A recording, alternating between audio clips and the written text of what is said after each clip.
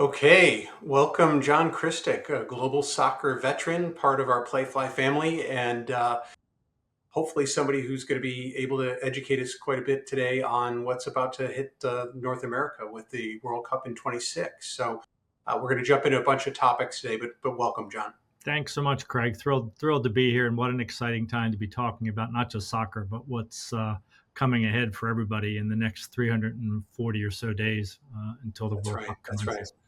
That's right. As we're recording this, it's we're less than a year. So, John, just one quick question right off the top. We're called Playmakers. So, were you a playmaker in your sports and athletic career at any point, and where was soccer fitting into Soccer your has been part of my professional career for 30 plus years, ironically. But the sport that I played that put me through university and is a real passion of mine was the sport of volleyball. I had the pleasure of growing up in a town in Pennsylvania where there was some very passionate coaches that found me and took me away from basketball and put me on a volleyball court. And that took me through to George Mason University, where I had the thrill of playing on two Final Four teams that made it to Division One championships. That's amazing. Were you a playmaker?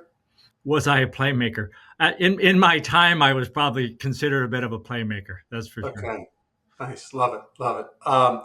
So let's delve in back on soccer. So World Cup coming. We've obviously got things we can cover today, like economic impact on the host cities. We could touch upon um, brand activations and how brands are looking at the opportunity within this space.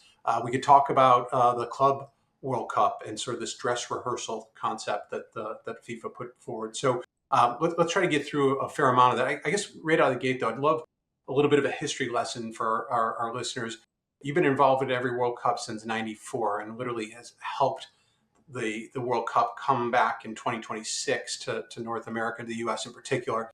Um, how do you look at this version compared to these predecessors? No, it's been a remarkable journey for me. And, dating back to World Cup 94, many forget that event, set a lot of records that remain in place today.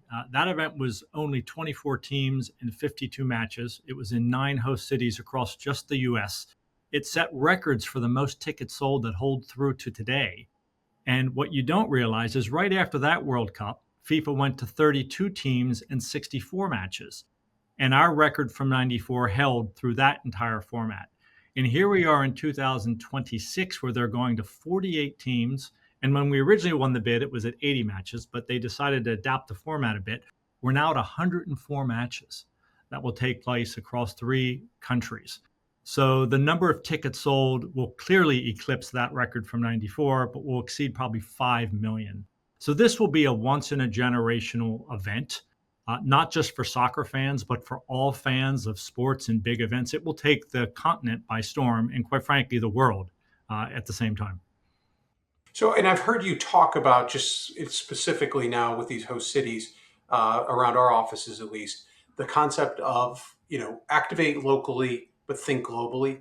Can you explain that philosophy and how you've helped the host cities get their Sure. minds around that thought process? I mean, the World Cup is clearly a global phenomenon. 200 plus countries will be glued to the screen, whether their teams are taking part in it or not.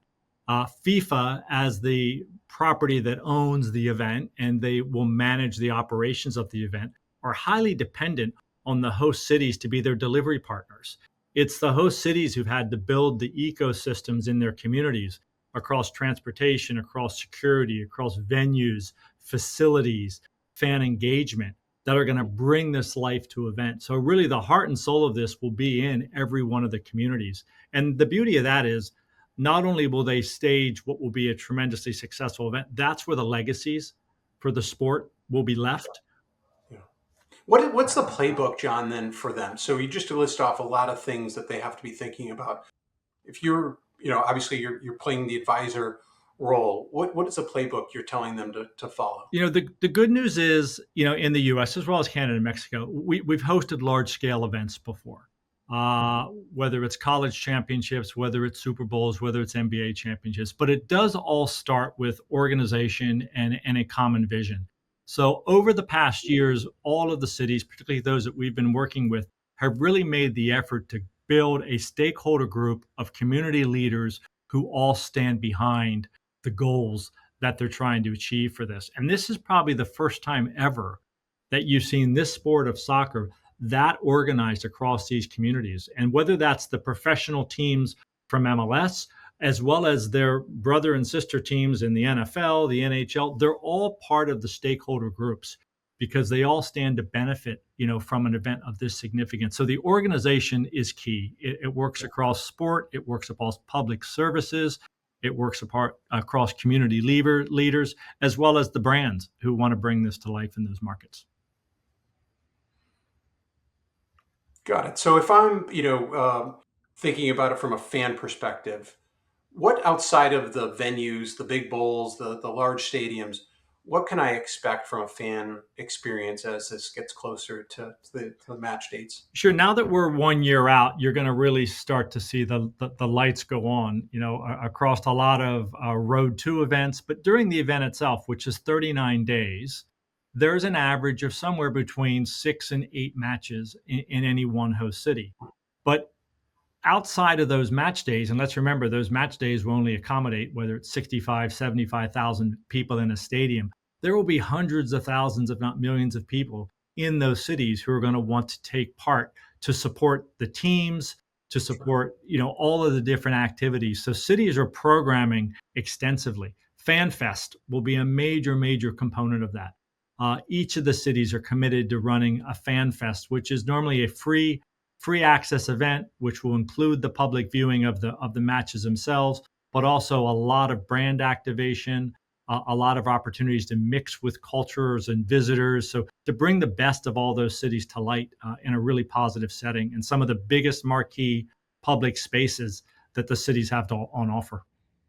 So, and if for our listeners that weren't around in '94, which I think we both were, but if you weren't, what would you think about this statement? There were a fair amount of sentiment around this concept that the World Cup is going to be bigger for the U.S. than what the Olympics are going to be in LA in '28. Just in a general sense, do you subscribe to that thought? And is it just the fact that it's in multiple cities, or is it just that big of a phenomenon? It's an interesting question. I'm a fan of both. I mean, because they're both truly remarkable events that do a tremendous amount of good for our society, and they bring out the best, I think, in terms of rooting for your heroes and setting aside all our political differences and everything else. So they are truly remarkable. But what I've always found with the World Cup that's truly unique is, in this case, it's 3 countries: Canada, Mexico, and the U.S. It's multiple cities. It truly is a universal spread across a continent. Whereas with regard to an Olympics, it is one country, but it's one city that has multiple venues in there. And yes, some of the sports are played in some cities outside of LA, but primarily it is one city. So I think that is a big nuance. The other thing is it spreads over 39 days. And it is such a high profile. If you look country by country for participating teams who will take part in this, these will be the largest viewed events in those countries during that summer by far. So the amount of passion that you have, not just of the visitors coming here, but those who are back in their home markets who are watching it. You almost have mini World Cups in every city who's participating in it in their hometowns. Yeah, sounds like it. So, and we've heard the term. I used it at the top of the podcast about the Club World Cup being essentially a dress rehearsal for us, specifically here in the U.S. You're dealing with governors, mayors, club owners. The thought of this being a true dress rehearsal, are you finding it's playing out that way? And any thoughts or sentiments in general about how this is I coming think together? we're all enjoying the Club World Cup as it takes shape and plays out in front of our eyes. This is the first time FIFA have ever done this. It was a very, very heavy lift for them to pull this off in a way that they have. So I applaud them for that. It's a 64 match competition, or actually 63 matches that are taking place right now. And in some regards, it is a test event. In other cases, it's not, in that they're using a mix of stadiums, both your big NFL stadiums, as well as some of your right-sized MLS stadiums. Not all of the World Cup host cities are hosting Club World Cup matches, which is also a positive because it's bringing Club World Cup to cities like Nashville, cities like Charlotte, cities like Cincinnati. So certainly from an operational standpoint, I think it's really helping FIFA and some of the stadium facilities just prepare themselves for this. A really fundamental area of test, which is playing out very nicely, is the turf. Because Mhm. as you know, many of the US stadiums do work on an artificial turf basis, but for the Club World Cup and the FIFA World Cup, it's all natural grass. And that will be the most fundamental test point, aside from security and transport. That Yeah. quality of that pitch next year is going to be on everyone's eyes. So these are good tests for them to work out those bugs. Yeah, In terms of especially when you think scale, about the sorry, in terms of the scale, the Club World Cup is not going to be anything close to what we're going to yeah, see next year. yeah, I think I can Yep. think we can see that for sure. I was just going to comment on the fact that, to your point about the turf, it's got to stand up to the 39 days you mentioned, right? Yeah, So the that's 39 days, so 8, 9 matches in some cities. And another test for that will be a lot of our stadiums will be indoor stadiums.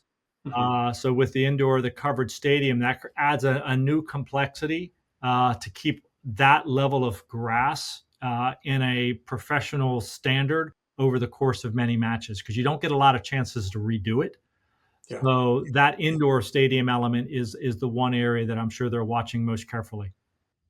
So I'm going to shift gears on you now after that, and think about this from a different perspective. So you're obviously working with the host cities. You're working with people across the regulatory bodies in FIFA. I'd like to have you look at it from a perspective also the advisement that you're doing and the advisory work in general around brands. What do they need to be thinking? 340 days out, like what today are you telling the partners that you're working with they need to be thinking of? Again, maybe under that guise of a playbook, like what should they be I mean, doing? what's remarkable about this, and again, it's a testament, I think, to the quality of this event. What you're seeing is probably more brand support than ever before for a FIFA World Cup. Hmm. Not only do we have the long established partners to FIFA, whether it's the Coca Colas, whether it's the Adidases of the world, but you're also seeing this influx of new brands who are really embracing the sport. So whether it's your Bank of Americas, whether it's your Verizons, your Home Depots, that to me is such a positive thing, and I think it's a sign not just of the strength of this event, but the track or the trajectory that the sport of soccer is on in the U.S. Sure. I joke right now that there's not a CMO in the country who is not looking at what their soccer or football strategy is going to be. And the fact is, we have a very crowded yet opportune landscape across the U.S. So it's about getting your plan right. Yeah. Not doing a lot of things mediocre, but doing a few things exceptionally well and lining yourself up in the right markets, finding the right partners, and make sure that you have the success criteria in place that you can look back and say, yes, we've achieved our goals. And we're helping wherever we can through this ecosystem. Again, you've got FIFA, you've got the national teams, whether it's US soccer, you've got the host committees and the work that they're doing. You've got so many other international leagues and teams that are present in the US, all offering opportunities. So it's really helping them navigate who the best group of partners are that they should work with to achieve their goals. So maybe just going one layer deeper on that, specificity maybe around some of the advisement that you would do to make sure that these are huge investments, right? Some of the biggest in the world of sport, maybe the biggest in the world of sport. To make sure that they're maximizing the value, how do they extend this to the next 340 Yeah. days? I can picture it up against the event. I'm trying to picture how do we get people with that anticipatory I think excitement. where I'm seeing so much focus, and it's an overused word, but it's still the right word, is it's authentic. Mhm. Okay. At the end of the day, this is an extremely, if maybe the most sophisticated soccer market in the world, I'd argue. Okay. Because we have so much quality soccer here that's come from abroad and is growing domestically. And now we have these major events here. So it's not something that you can treat in a trivial way if you're a brand. You need to really make sure that your message is really, really authentic. Sure. And you are seen as somebody who is actually embracing and promoting this game to the fan bases and adding value to the experience that they want to take out of it. And when you combine that with the influx of foreign visitors and all the unique qualities you're going to have of all these different visitors and teams coming here at the same time, it puts a lot of work, on the shoulders of the brands to get that right. But boy, does it pay off. When you see Lionel Messi score that goal, or you're Yeah. in the right place with your brand, okay, to celebrate one of those special moments that are going to be, transmitted around the world at the right time, that's the score that everybody wants to get. So the difference between, from your perspective, the brand value for this next World Cup, should the U.S. team not make it or do make it to the medal rounds, how do you look at that? Is the interest? I think at this point, I think what you're alluding to through this discussion is that soccer, in its international importance and even domestic importance, has grown to a level that maybe it doesn't matter like it would have many years ago. There's no doubt that magic in a bottle is the success of the U.S. team and the advancement of the U.S. team to a level that they've not gotten to before. So certainly, as an American, and certainly if someone who's been around World Cups, that host team performance is key. That being said, as I just mentioned, we're such a sophisticated market. This event is going to be a phenomenal success, regardless of the U.S. team's performance. I'd like to think it's the icing on top. It's the cherry on the cake, and certainly as it relates to the legacy of getting more young players in underserved communities, more people engaged with the sport, from a participation standpoint. The success of that U.S. team is going to be really vital. Establishing some heroes, some aspirational, talent that comes out of that. And I still see the glass as half full. They've had a bit of challenges leading up to it, but I think they'll be up for the task. And there's going to be some remarkable, group stage matches to kick off this World Cup where all eyes will be on the U.S. Good, good. Yeah, I'm excited for it as well. Maybe to wrap up, put you on the spot. I can't let you off the hook without at least telling me who you think is going to be standing at the end. If you had to say it 340 days out from the event. In terms of what team carries home the World Cup in Yeah, 2026, sure. wow, that's a good one. Is there one more opportunity for Lionel Messi to carry the trophy? Okay, Right. what a story that would be. But boy, there's going to be such a strong field, and there'll be some surprises. I mean, that's the one joy of this expanded format. It does add a different component to it, where there could be a few more underdogs that break through. But Right. it's certainly hard not to rule out the historical, behemoths, the Argentinas, the Brazils, the France. But let's not rule out the chance for the U.S. to get there. We're not going to say never today. Fingers crossed. All right, I like it, John. Thank you. This has been great. It's been a pleasure, and I think you've enlightened us quite a bit. So whether you're a host city planner, whether you're a brand marketer, I think John's message is clear. The time is now. We are hearing the clock ticking to get towards that event. The And time is now. It's not too late, and be ready because it's going to be big. good, good. Thanks again for joining Playfly Playmakers, John. My pleasure. Thank you.